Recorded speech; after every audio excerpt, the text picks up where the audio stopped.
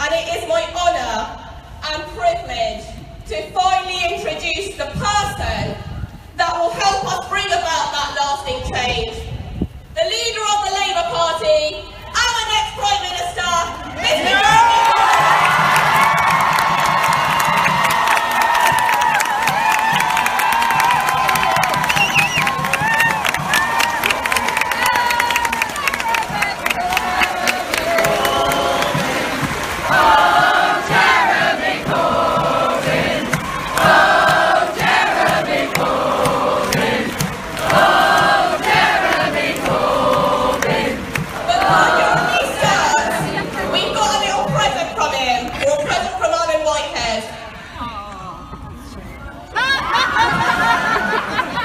Jeremy, since you've been giving Arsenal shirts away to all and sundry, it would be a good idea to have a replacement Saints shirt.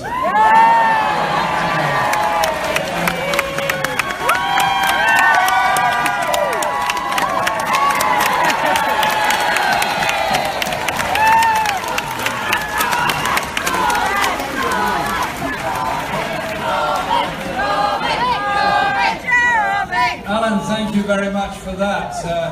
The only problem's going to be what happens when the Saints come and play Arsenal. Yeah, this stuff has happened before. Thank you very much, Alan, and thank you for that wonderful welcome here today. And thank you, Alan, for all that you do on environment and so many other issues, because you do make an enormous difference in changing the terms of debate about sustainability. I congratulate you on the tremendous election result you got, and for all the work you do and have done and will do in Parliament to make people understand you can't go on destroying the planet without there being consequences. You have to have an environmental policy that is sustainable. And under a Labour government, we will, and Alan will be part of that policy. And I've got a present for you, if nobody escapes here. I've got a copy of a well-known best-selling book, now on its third reprint. And it's called, you've never heard of it before, For the Many, Not the Few. And it says to Zambia, thank you for all you do, and here's to Itchen next time.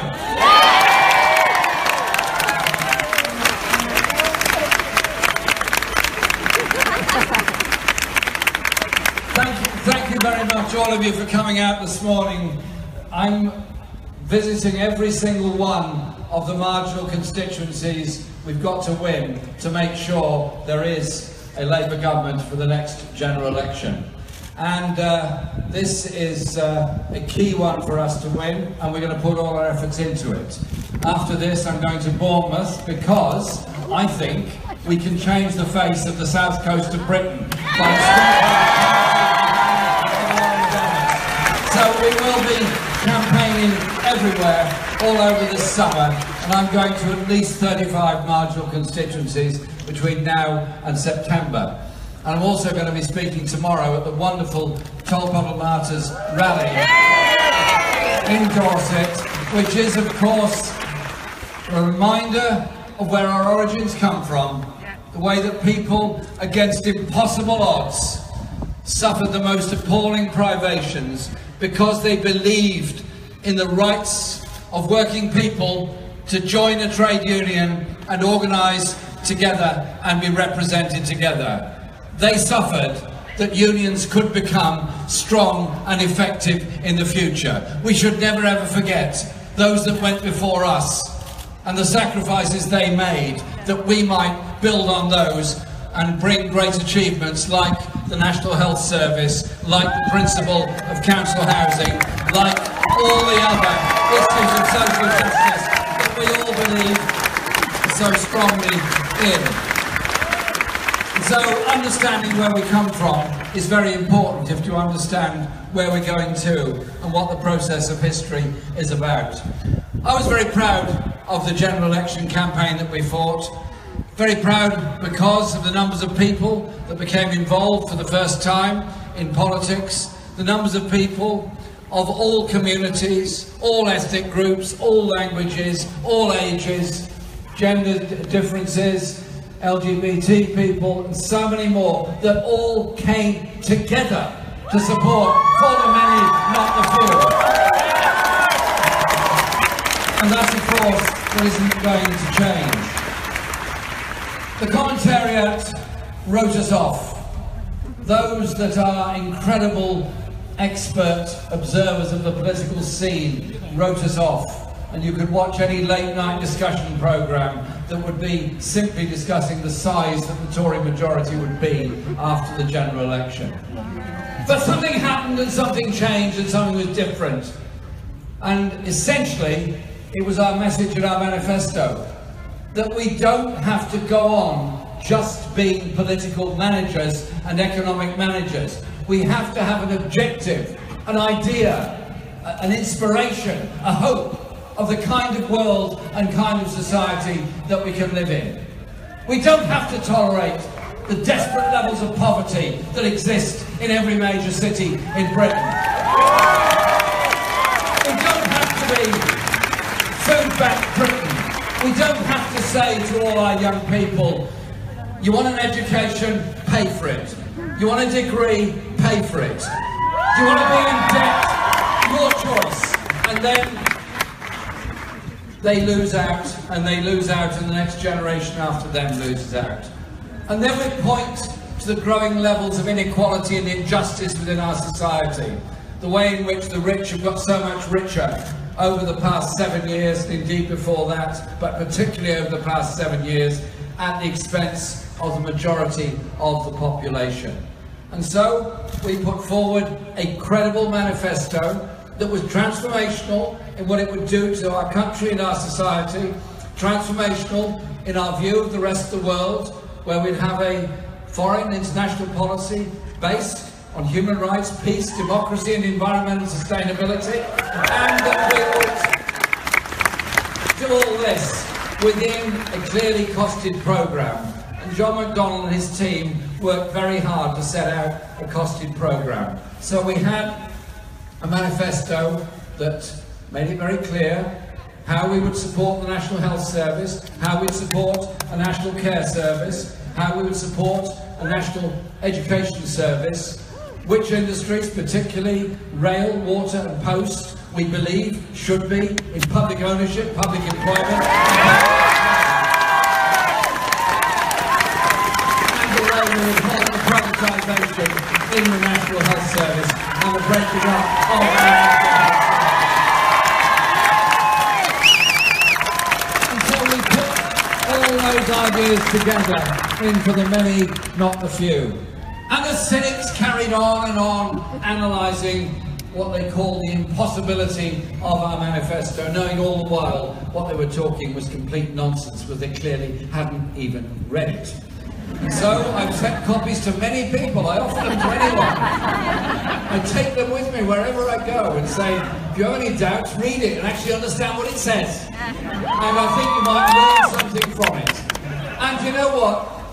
The election result was not the one I wanted. I wanted us to win with an overall majority in Parliament, and had we managed to do that, gained a few more marginal seats, there would now be a Labour government in Britain, and we'd be tackling these issues rather than walking by on the other side.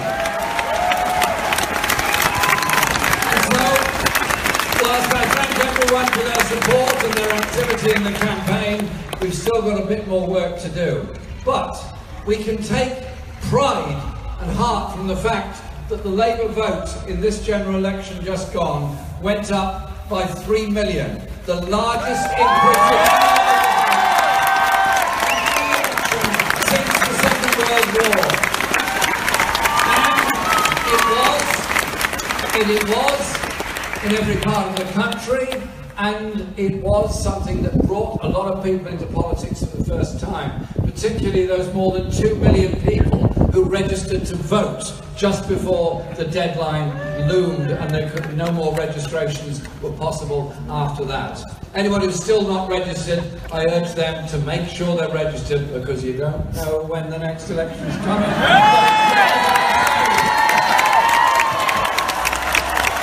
And so I am more than ready for the next election campaign. And so I've asked all of our shadow teams to take the manifesto, go through it, go through each policy commitment, each hope, each demand we're making, and put forward ideas for greater detail on how we carry that forward. But it's not just going to be done by MPs in Parliament. It's going to be done by all members of the party and all affiliates of the party and all the unions that have given us such incredible support in this election campaign, and I thank them for all of that. But it's also the contribution that everyone else can make.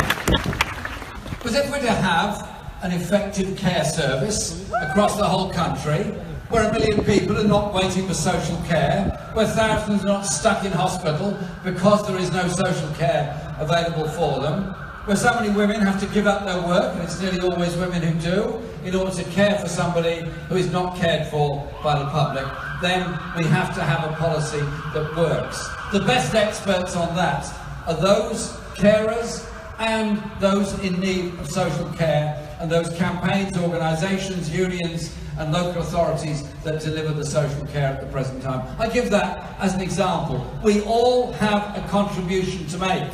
And you know what? When we go around the country having rallies like this and all the other meetings and organisations that we do within the party, it brings people together. And you know what? In bringing people together, that creativity of ideas is what's different about us to the Tory government. We're open to ideas, we're open to information, we want to include everybody in our work, in our community. And that is the basis on which we get ready for the next election campaign. The Tories didn't win the election. Strong and stable isn't a word you hear very much coming from the Tory election these days. And coalition of chaos, well, there is a coalition of chaos, and I look at it every day when I'm sitting on our benches in Parliament. But the deal they've done with the DUP is what? To spend £1 billion in Northern Ireland, and I do not begrudge the people of Northern Ireland public investment, public spending and good quality public services. None of us do. But I do think there has to be a sense of justice and equality about it. You spend £2 billion in Northern Ireland, then you also have to spend £50 billion in England, you have to spend money in Scotland and in Wales. If it was truly a government of the whole country, it would be investment across the whole country.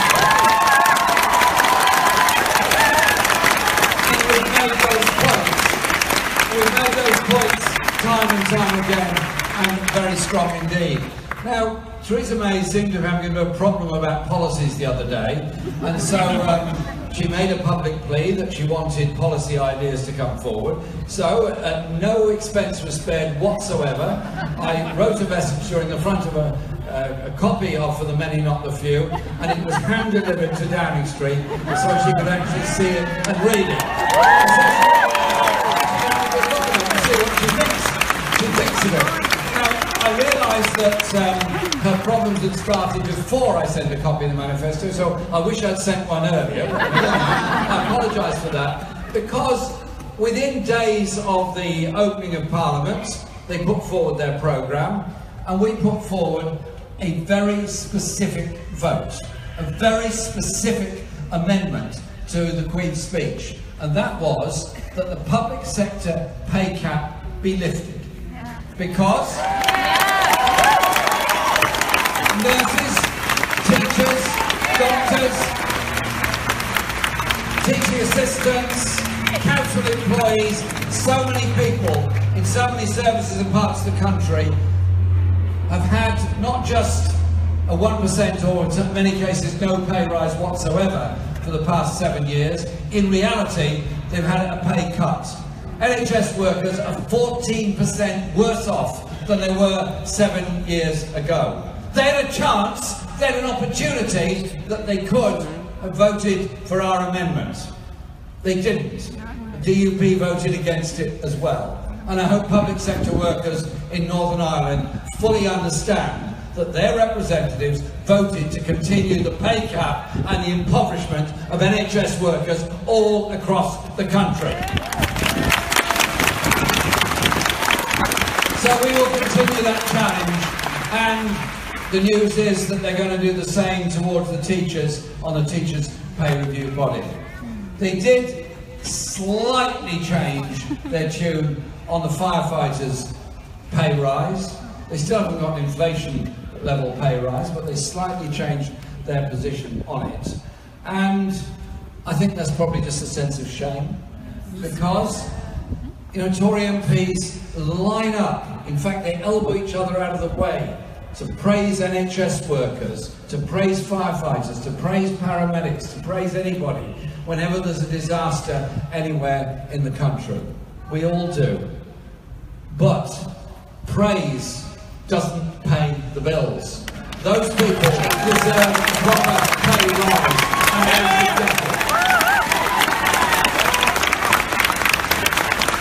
And so think about this and think about the situation facing the country as a whole.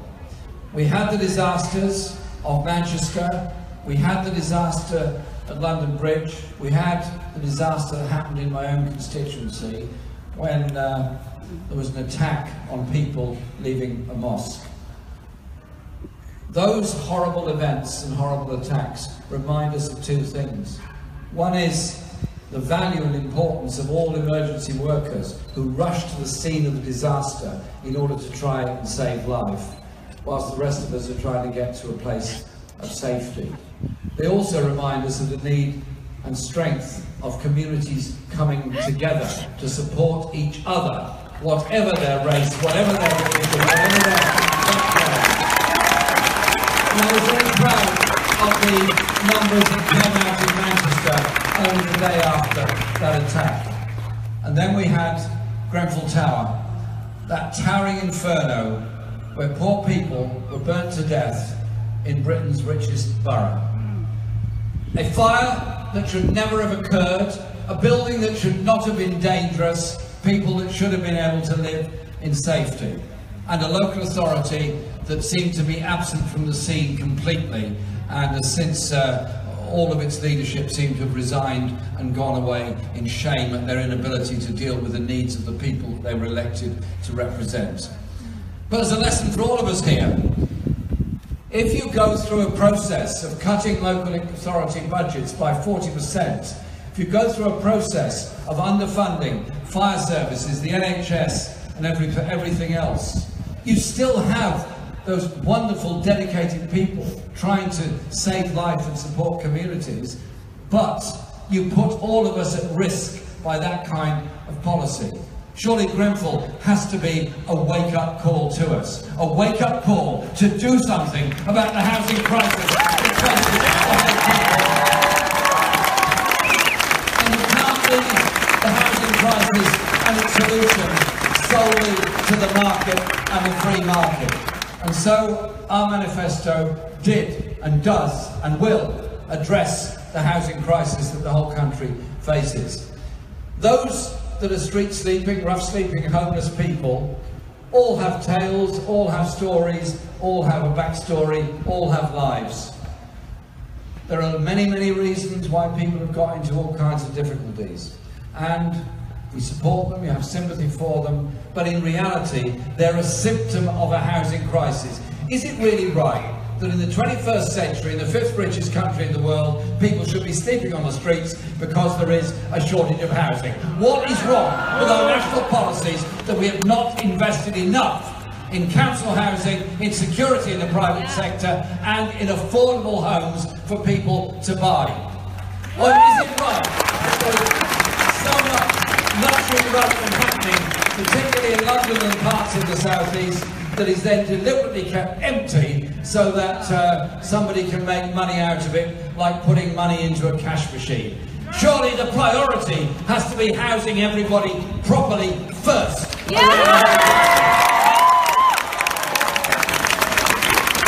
And it's quite interesting, when I made the point 3 or 4 days after Grenfell that some of the luxury empty properties in London should be used to house those people that have come out of Grenfell, I was condemned as being just about everything you've ever heard of, actually. 3 days later, the government had bought a whole lot of empty properties in order to house the people that have come out of Grenfell. You see what happens? You make a noise, you make a fuss, you make a demand. 3 days later they say, oh, I wish I'd thought of that myself, and they actually do it. And so it is all up to all of us to make that noise and make those demands, and that is what we're going to do. But there is a wider issue, and that is the inequality that exists in modern Britain. Inequality that exists between regions, inequality that exists between people, and the way in which young people are often laden with the burden of debt, inadequate housing, and their career choices and life chances are damaged as a result of it. It's as if the economics of the free market that were first being espoused in the 1970s by right-wingers all across the USA and elsewhere have never quite gone away. Well, what we put forward in the election campaign was something very different, and something that has a resonance with young people all across the United States and all across Europe, that it doesn't have to be like this. We challenge the whole idea of austerity, we challenge the whole idea of trickle-down economics. Instead, we say the function and role of government is to invest in good quality services for everybody.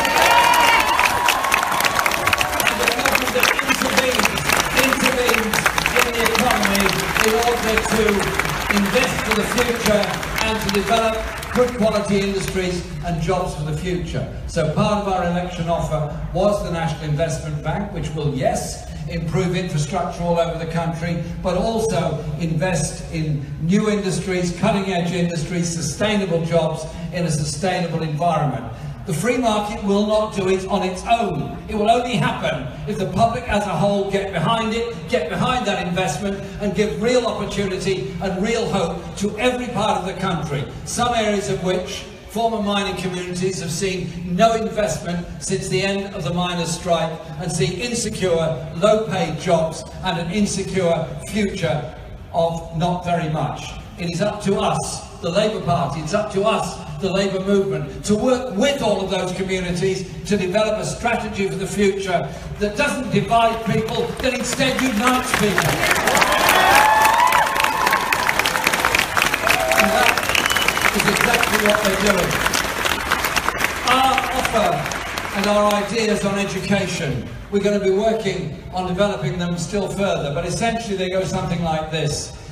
If you're poor, and you live in a poor neighbourhood, and you go to an underfunded school, or you don't get a nursery place, then your life chances are damaged from the age of 2 or 3. If you go to a primary school that has supersized or oversized classes, you're less likely to do well in that school. If you're in a school where the head teacher is replaced 2 or 3 times a year, where your class teacher changes once or twice a term, you're less likely to do well in that school. You're less likely to come out of primary school in the educated state you ought to be. And you then move on to a secondary school where you will find yourself not entered into the exams you perhaps thought you were going to be because you weren't going to pass them, and you end up not achieving your ability and your potential in life. It is about how we treat our children and how we treat the next generation. And so I'm very determined to have a different attitude towards it. The first is preschool places for all children. All children learning to play together, socialise together, and to understand each other. And in primary schools, every child coming into school gets to eat a good quality, free lunch every day. I was told this costs a lot of money, and some children whose parents could afford to pay the lunch will get the lunch. Absolutely true. The same thing could be said about the National Health Service, the same thing could be said about the Public Library Service, the same thing could be said about any public service. It's the principle. You have a universal delivery of a service, and you tax accordingly to pay for that service.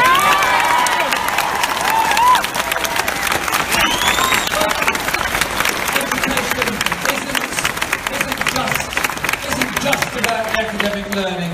That is very, very important. And so I'm very interested in the creativity and ambition and ideas of children, in lots of ways, unlocking that creativity. Anyone that goes to a primary school art exhibition, you're inspired by what they do, inspired by what they paint, the thought process that's going with it. Look at the poetry they're writing, listen to the music they're playing. And so I put forward the view, and it's strongly supported within all the teaching professions, that we will have a pupil arts premium under a Labour government so that every child can learn music at school. I was talking to a head teacher in my constituency yesterday in a school where the children are not wealthy at all. Indeed, it's probably one of the poorest schools in my borough in the sense of the income level of the parents, but it's a wonderful creative learning environment. And they've had music lessons for all children for quite a long time. And what they told me was, maths has improved, English has improved, achievements have improved, and the sense of the school has improved very much together as a result of that. I'm very proud of what that school has achieved. But moving on through it, we seem to be going in the wrong direction. If we need engineers, if we need plumbers, if we need architects, if we need skilled people in our society, then you have to help them get that education. So introducing fees to go to college, increasing fees at university, at some point is either a deterrent to go there at all, or leads to a lot of people dropping out of those courses, and certainly leads to a massive level of debt after those courses have been completed. Yes, it costs money. Yes, it's going to cost a lot of money to do it, but I believe it is right to increase corporate taxation and the taxation for the very wealthiest in our society, that everyone will get the cost of your corporate taxes,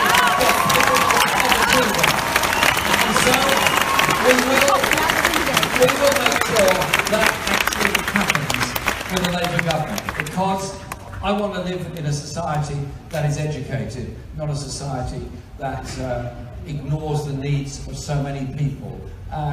Young people achieving is really what we all want. After all, they're the people that are going to look after us later on. So it's about generational empowerment, generational enrichment, generational sharing, rather than the idea of saying to young people, sorry, get ready to pay for your health care, get ready to pay for your education, get ready to pay for your own pension privately, because the public and community services will not be there. We do it differently. We believe in people, we believe in community, we believe in public service.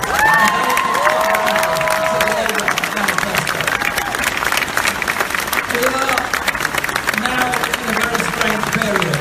A government without a majority when they thought they were going to have one, a government without a strategy when they claimed to have one, and a government that's casting around wondering what to do.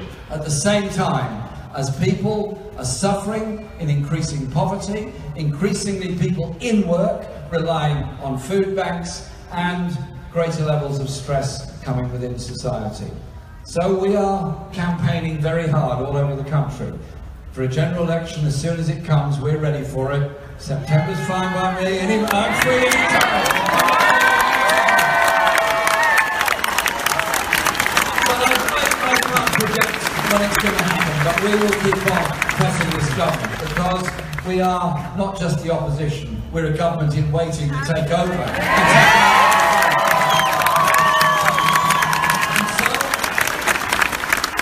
We went to Brussels on Thursday to meet the European Commission and to meet others, to make the point very clearly that we will ensure there is tariff-free trade access to the European market, that all European nationals will have absolute and total and permanent rights to remain in Britain, and that we will recognise the huge amount of work they've done, and that we will not threaten Europe with a tax haven on the shores of Europe. We'll work together as partners with the continent, because we're interdependent so much on jobs and manufacturing industry across the channel. So we open those discussions on Thursday, because we have to, as a party, be ready for what we want to achieve in this country and around the world. I'm proud of what we've done as a manifesto. I'm delighted that party membership is now 560,000 and continuing to rise. And I want all those who have joined our party to be welcome, to be participants, and to give us their ideas. Because we're not just a political party, we're a social movement, we're a community of people that want to do things differently. I mentioned the Tall Bottle martyrs and what they went through in the early part of the 19th century. You think of the Chartists in the mid-19th century and what they went through. You think of those people that had the vision of a world that could be done so differently. Those people around the world struggling under the yoke of human rights abuse and poverty in a world of plenty, and refugees dying in the seas because nobody cares about them. I'm not saying we can solve every problem everywhere in the world, but we can have a different approach and a different attitude. By investing in our own people, investing in our own economy, investing in the future of all, and recognising the human spirit that is there all over the world, and the levels of global injustice and global inequality are a problem for everybody, and obviously a disaster for those most affected. Our party was founded by people with enormous vision and founded to bring about social justice within our society. We have made enormous achievements. We talk the Human Rights Act, the Equalities Act, of Sure Start centres, we talk of the National Health Service, we talk of the housing strategies. A Labour government coming in the 21st century will build on the achievements of the past. We'll build on the achievements of the past, recognise the huge technical improvements that have taken place, recognise the changes in economic methods and so on that are happening all around, and make sure that you have a government that cares about all the people, that invests in all the people, that invests in the reality of social justice and opportunities for all in our society. We're united in wanting to achieve this.